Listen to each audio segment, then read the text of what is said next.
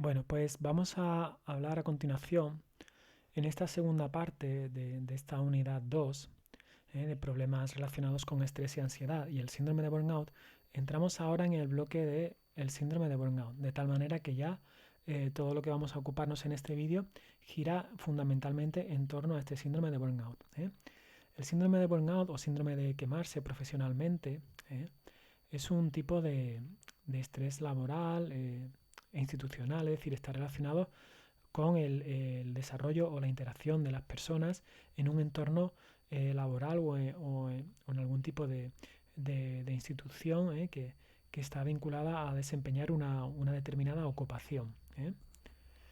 Eh, no obstante, no todas las profesiones están igualmente relacionadas con el riesgo de que sus trabajadores desarrollen este síndrome de burnout. ¿En qué casos o en qué contextos laborales el riesgo es mayor? Pues en el de aquellos profesionales que mantengan una relación continuada y cercana, directa, con otras personas, sobre todo en un contexto de prestar ayuda o atención, ¿vale? De ahí que los colectivos que tienen un mayor riesgo sean los docentes y sanitarios, ¿de acuerdo? Bien, pues el hecho de padecer síndrome de burnout está vinculado a cómo estos profesionales interpreten lo que es su desarrollo profesional en momentos de crisis. Es decir, ya hemos visto en la primera parte del vídeo de esta unidad, cuando hemos hablado de los problemas de ansiedad y estrés, que el síndrome de burnout es un tipo de estrés laboral. Hemos comentado, ¿verdad? Al final del vídeo anterior. Eso quiere decir que está muy relacionado con los momentos de crisis, de sobrecarga de trabajo, de sobreesfuerzo, de tener poco tiempo, de contar con pocos recursos, ¿vale? Entonces, en función de cómo el profesional interprete o haga una valoración de sí mismo, de cómo es su desempeño laboral, etcétera, pues va a facilitar el que lo sobrelleve mejor o por el contrario aumente el riesgo de quemarse y desgastarse en esa situación laboral. Pero vamos a ver con más detenimiento en qué consiste exactamente el síndrome de burnout. El síndrome de burnout es un concepto definido por Freudenberg, pero fue la psicóloga social Christina Maslach quien lo ha profundizado en su desarrollo, en su investigación. Y bueno, podemos desglosar el síndrome de burnout en tres grandes dimensiones que definirían o enmarcarían este síndrome. La primera de ellas sería lo que es el cansancio o desgaste emocional, que no es otra cosa que de manera progresiva se iría perdiendo la energía vital, nos sentiríamos desgastados, con agotamiento mental, fatiga psíquica, es como una pérdida de fuerzas psicológicas, ¿no? Como una falta de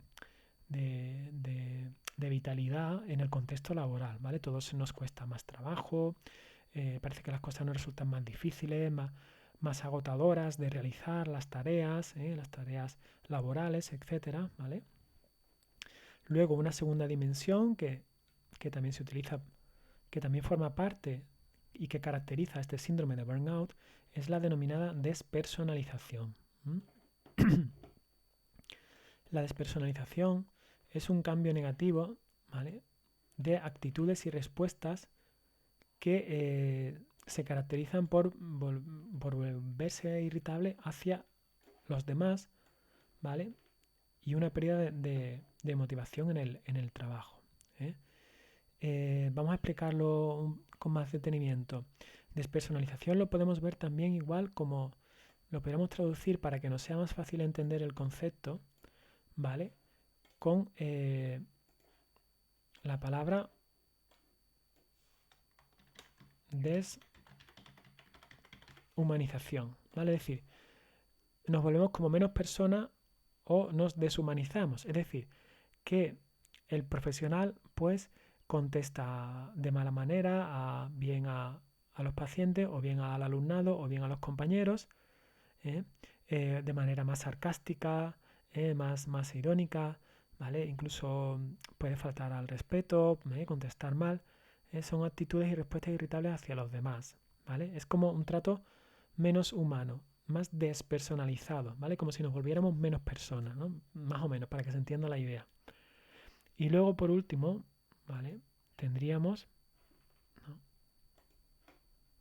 perdón, aquí. Tendríamos la falta de realización personal, que es un conjunto de respuestas negativas hacia sí mismo y el trabajo.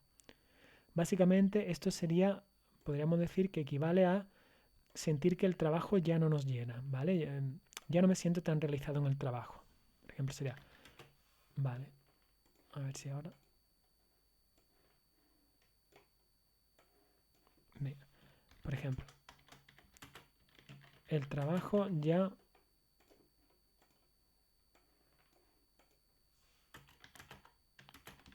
no me llena como antes, por ejemplo, ¿vale? Es decir, ya no me siento tan realizado en el trabajo, ¿vale? Ya no me... Ay, perdona que me he saltado de diapositiva. Aquí, ¿vale? Sería, el trabajo ya no me llena como antes. ¿Vale? Eso sería una frase, una oración que, digamos, ejemplifica esta tercera dimensión, falta de realización personal. Siento que ya no me estoy tan realizado, que no me siento tan desarrollado en lo que hago, en mi tarea cotidiana, laboral, ¿no? En mi día a día profesional, etcétera, ¿vale? Entonces, estos son los tres grandes dimensiones del síndrome de burnout, ¿vale? Con las que describimos el síndrome de burnout. Deben darse las tres para hablar del síndrome de burnout. ¿De acuerdo? Bueno, y ahora sí, vamos a quitar esta. Aquí. Y ahora sí, ¿vale? Vamos a hablar de las consecuencias del síndrome de burnout. Es decir, si yo padezco síndrome de burnout, ¿qué consecuencias puedo experimentar? No significa que las experimente todas, pero son las que se pueden manifestar. Las agrupamos por categorías temáticas. Por un lado tendríamos las alteraciones emocionales. Pues me siento cada vez más desganado, puedo sentirme ansioso porque veo que no puedo controlar ya lo que me pasa, me puedo sentir culpable porque a lo mejor he hablado mal a alguien, me puedo sentir enfadado, frustrado, ¿vale? Tristeza, ¿no? Porque un poco pues apático, decaído, ¿vale? O en general dificultad para experimentar placer con las cosas que antes me gustaban, ¿vale? Pues a lo mejor puedo sentir que ya no disfruto viendo una película, ¿vale? Porque estoy quemado en mi trabajo y a lo mejor ya pues no disfruto como antes cuando escuchaba música, etcétera. Alteraciones conductuales. Pues la persona se vuelve menos activa, se implica menos actividades. También puede cambiar sus hábitos de comportamiento, ¿eh? Tener reacciones, a lo mejor discute más fácilmente, eh, puede aparecer consumo de sustancias tóxicas, alcohol, otras drogas, puede automedicarse tomando psicofármacos, ¿vale? Fármacos para la ansiedad o para dormir bien por las noches, etcétera. También a veces puede este estado de tensión, este estado de estrés que se vincula al síndrome de burnout, puede desembocar en una reacción somática, es decir, que se expresa o se focaliza hacia el propio cuerpo, hacia el propio organismo, en forma de cefaleas, ¿no? Dolores de cabeza, trastornos bueno, pues de el aparato digestivo, en concreto, pues los intestinos, o alteraciones cardiovasculares, pues con, con desajustes cardíacos, hipertensión arterial, por ejemplo. También otro grupo de alteraciones, consecuencias que se pueden dar a raíz de padecer el síndrome de burnout serían las alteraciones sociales, pues sus relaciones sociales pueden empeorar, ya se implica menos en la comunidad en la que vive, por ejemplo, pues si antes era voluntario en una asociación puede que lo deje, o si antes forma parte de una peña o de una hermandad o de un grupo deportivo, pues lo va dejando, ¿vale? Se implica menos en actividades de ocio, deportivas, etcétera. También, evidentemente, su rendimiento laboral, a causa de estar quemado profesionalmente, irá afectándose de manera negativa, de tal manera que el trabajador puede experimentar una pérdida de su eficacia laboral, en términos de su rendimiento, o incluso llegando a ausentarse, a faltar del trabajo, o conflictos con compañeros o superiores. Luego también podemos encontrar que pueden darse alteraciones leves de la vida familiar, ¿vale? Al final te llevas el problema de trabajo a casa, ¿vale? Y por tanto, pues pueden desembocar en problemas de pareja y deterioro de la relación con hijos y padres, ¿de acuerdo?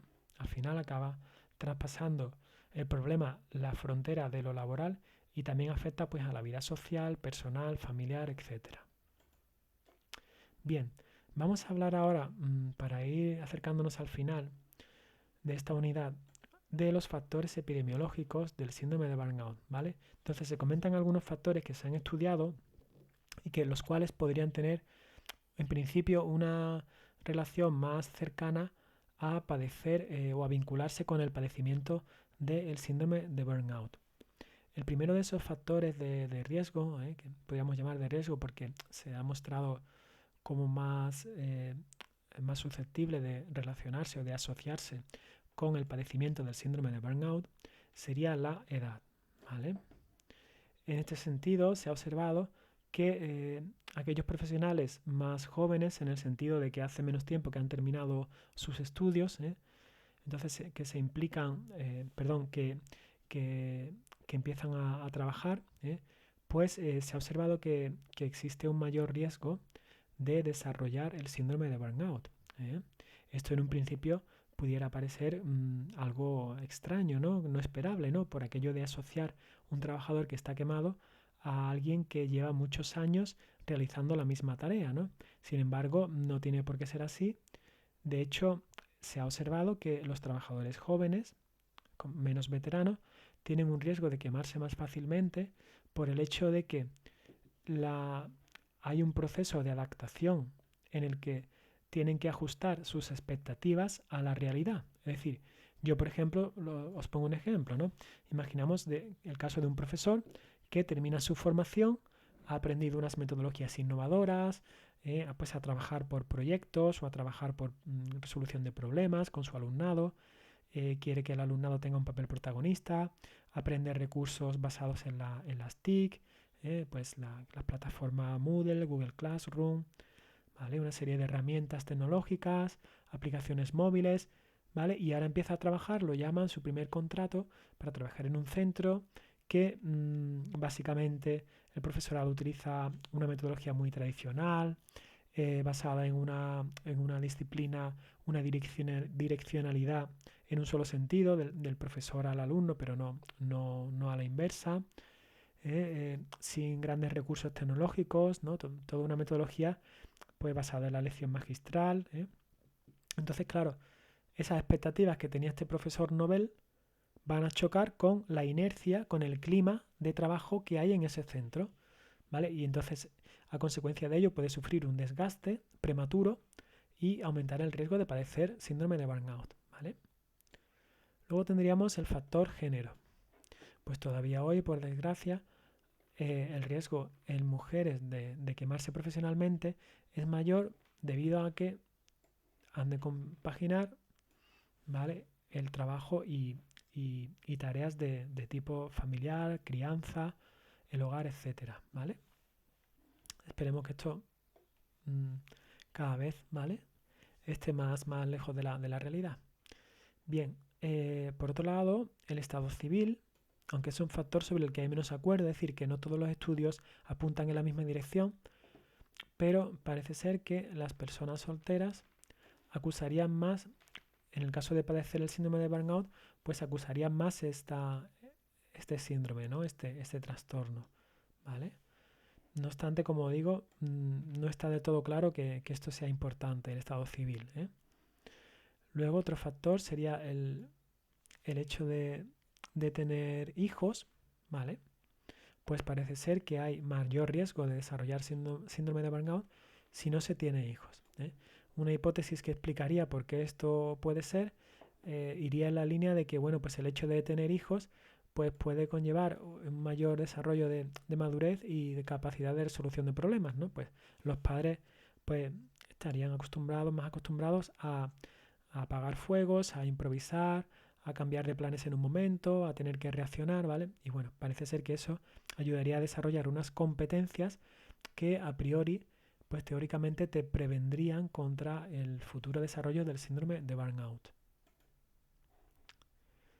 Bien, luego, aunque no nos afecte de cara al ámbito docente, pero bueno, el hecho de la turnicidad laboral, es decir, el hecho de que haya turnos rotatorios, también por las dificultades que conlleva para compaginar la vida personal con el trabajo y por la dificultad para organizar el tiempo libre y tal, pues el hecho de los turnos de trabajo rotatorios también suponen un riesgo, un factor de riesgo a la hora de desarrollar, de que haya más posibilidades de desarrollar el síndrome de burnout. Luego el horario laboral, si los horarios son irregulares, pues si no tienes claro cuándo vas a terminar, si tienes que quedarte echando más horas o en el centro o sigues trabajando en casa, pues tienes que atender tareas educativas, corregir, etcétera, ¿vale? Bueno, pues también se asocia con un mayor riesgo de síndrome de burnout. Sobre la antigüedad laboral, es un dato que no hay acuerdo, ¿eh? Por un lado, a priori podrían pensarse de manera un poco intuitiva que aquellos trabajadores que llevan muchos años en el mismo sitio pueden llegar a quemarse más. Pero sin embargo, también es cierto que aquellos trabajadores que llevan mucho tiempo en el mismo centro, si se encuentran mal allí, por el hecho de haber acumulado más puntos en su currículum, pues tiene más posibilidades de pedir un traslado o un cambio, ¿no? Entonces, en ese caso, ese traslado supondría un respiro, ¿vale? De aire fresco y sería pues contrario o disminuiría la probabilidad de desarrollar el síndrome de burnout, ¿vale? Entonces, bueno, es un dato sobre el que tampoco hay acuerdo, que se contamina ese factor, ¿no? La posibilidad de pedir un traslado si te sientes mal en tu trabajo. Luego la sobrecarga laboral, bueno, pues eh, a priori es posible pensar, o cabe la posibilidad de pensar que a mayor sobrecarga, mayor riesgo de estrés y de quemarte, ¿no? Sin embargo, es verdad que si hay una mayor sobrecarga, lo único que está demostrado es que disminuye la calidad de la atención. Es decir, la atención que prestas no puede ser de la misma calidad, pierde calidad. Sin embargo, no está clara que haya una relación entre las horas de contacto con el alumnado y el síndrome de burnout. Es decir, que no por tener más horas de contacto con el alumnado tenga más riesgo de quemarte. De hecho, normalmente los profesores, el profesorado vocacional, lo que más le gusta de su trabajo es el contacto con el alumnado. En cambio, la sobrecarga laboral se suele acusar más cuando se focaliza en tareas de tipo, por ejemplo, burocrática, administrativa, etcétera, o por falta de tiempo, pero no por un número de horas elevado de contacto con el alumnado. No está claro que ello vaya ligado a un incremento de la probabilidad de desarrollar síndrome de burnout, sino que sería más bien otro tipo de sobrecarga laboral en otras tareas, como decimos, pues de carácter más administrativo. Y luego, obviamente, el salario también es un factor que hay que tener en cuenta. ¿eh? Si consideramos que estamos recibiendo, que la paga que recibimos es insuficiente para el esfuerzo o la labor que llevamos a cabo, pues obviamente ello es un motivo para estar a disgusto en el trabajo, por lo tanto aumentaría lo que sería la insatisfacción laboral y el riesgo de desarrollar el síndrome de burnout, ¿vale? Bien, y ya como decimos, vamos terminando ya la prevención del síndrome de burnout, ¿vale? Algunas recomendaciones, las vemos brevemente. Bueno, pues para aquellos trabajadores jóvenes, tomar conciencia de que una cosa son sus expectativas y otra es la realidad, o que si tienen un primer trabajo, no significa que todos los trabajos vayan a ser así, que pueden darse un tiempo, bueno, que pueden ir introduciendo pequeños cambios poco a poco, o que no generalicen eh, una idea acerca de lo que es el mundo laboral solo por tener un primer trabajo. Si la experiencia es negativa, que piensen que van a tener más oportunidades, más ocasiones para aprender, para desarrollarse, para poner en marcha sus conocimientos, sus competencias, etcétera. La formación siempre es buena para todo, una formación específica en temas emocionales, en temas de gestión de estrés, pero también en metodologías docentes más eficientes, ¿vale? buscar un equilibrio entre áreas vitales, es decir, que no todo lo ocupe el trabajo, darle cabida también al área de la familia, amistades, aficiones, hobbies, etcétera, ¿de acuerdo? Y tratar en la medida de lo posible respetar los tiempos de descanso y de ocio. ¿Mm? Luego, en un contexto laboral, es importante fomentar el clima de equipo, el reconocimiento de que hay espacios comunes que necesariamente deben de coexistir con nuestro trabajo, debe de coexistir y comunicarse con el de otros profesionales, pues otros profesores de otras áreas, los directivos, etcétera, ¿vale? Por lo tanto, tendremos que marcarnos objetivos comunes, ¿de acuerdo? Estar abiertos a esos objetivos comunes y compartidos. En la medida de lo posible, tratar de limitar la agenda laboral, tratando de priorizar, dedicar a cada tiempo a cada actividad el tiempo que necesita sin extenderse innecesariamente, ¿vale? Eh, Esto parece difícil, pero realmente a veces hay reuniones de equipos que se pierde mucho tiempo, que se dedica mucho tiempo a hablar de cosas que no son productivas, ¿no? Pues a la medida de lo posible, ¿vale? Dedicar el tiempo adecuado para cada tarea. ¿Mm? Minimizar las tareas burocráticas con apoyo de personal auxiliar, pues en la medida de lo posible, puedes contar con personal de administración, de conserjería, para ese tipo de tareas, las que pueden servirnos de apoyo. Formación continuada dentro de la jornada laboral, bueno, esto todavía es una asignatura pendiente, ¿vale? Sería lo ideal poder asistir a cursos de formación, congresos, jornadas dentro del horario. Y coordinación con espacios comunes y objetivos compartidos, ¿no? Esto que hemos señalado en la diapositiva anterior, ¿no? Pues si tenemos las metas comunes, porque eh, yo sé que mi trabajo tiene cierta relación con el profesor de otra asignatura o del departamento, o con el orientador del instituto, etcétera, pues si es cierto que tenemos metas comunes, pues tendremos que coordinarnos, ¿vale? En esos espacios comunes necesitaremos coordinación y comunicación, ¿no? Pues cuáles son los cauces de comunicación, cuáles son los cauces para tomar decisiones compartidas, ¿vale?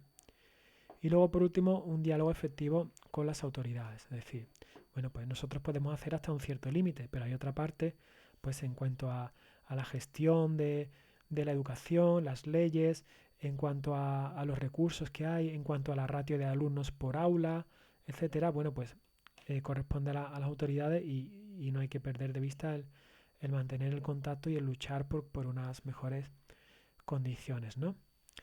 Quiero señalar que, para terminar, que hemos hablado del síndrome de burnout como un factor que puede, como un problema que puede aparecer, pero muchos de los aspectos que hemos dado, que hemos descrito como factores que están asociados al síndrome de burnout, eh, queremos dejar claro que se trata de una cuestión probabilística, es decir, que no todos los profesores tienen que quemarse, ni mucho menos, y que no porque en un momento dado tenga estrés significa que vaya a desarrollarlo, ¿no? Esto no es matemáticas, no es 2 y 2 son 4, sino que hablamos siempre en términos de probabilidad. Si es verdad que a mayor número de factores de riesgo y a mayor intensidad y prolongación en el tiempo de los factores de riesgo, pues las posibilidades de desarrollar el síndrome son mayores, pero no significa necesariamente que se vaya a desarrollar. Entonces queremos dar una visión positiva en el sentido de conocer todos estos factores para prevenirlo, para evitarlo, para detectarlo a tiempo. A veces es la falta de información el principal factor de riesgo, ¿vale? Yo esta asignatura la llevo impartiendo hace muchos años y cada vez se conoce más acerca del burnout, ¿vale? Pero al principio casi nadie sabía qué era esto en el profesorado. Hablabas con un profesor y cuando le decías le mencionabas este síndrome, decías ¿eso qué es? Y le explicabas lo que era y te decía, pues yo lo tengo, o a mí me ha pasado, ¿vale? Pero hoy en día cada vez se conoce más, ¿vale? Entonces ya también en temas de prevención de riesgos laborales cada vez tiene más cabida el síndrome de burnout y cada vez se concede más importancia a este factor y bueno, y por eso pues tenemos esta asignatura también para dedicarle el espacio que es mínimamente requerible para la comprensión de este fenómeno, ¿de acuerdo? Bien, pues hasta aquí esta unidad acerca de los problemas relacionados con ansiedad y estrés y el síndrome de burnout.